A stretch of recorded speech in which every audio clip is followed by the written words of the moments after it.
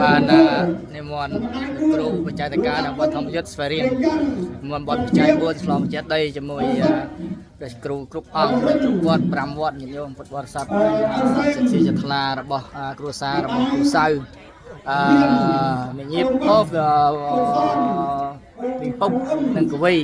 ដែលបានសោះស្រួលបងប្អូនកូនចៅអស់និមន្តប្រសងចំនួន5វត្តធ្វើចង្ហាន់ប្រគេនប្រសងរាប់បាតដើម្បីឆ្លងបុណ្យ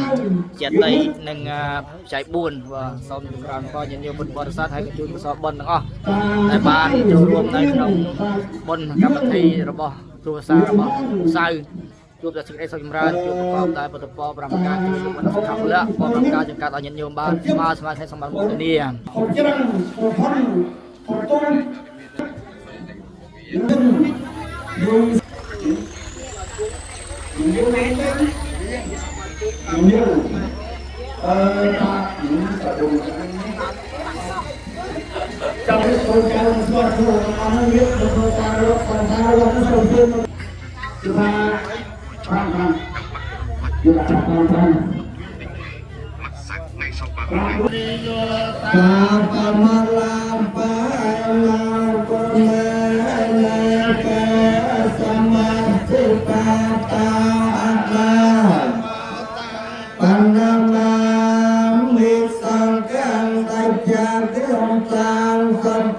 សំអាងអោកាយវិការ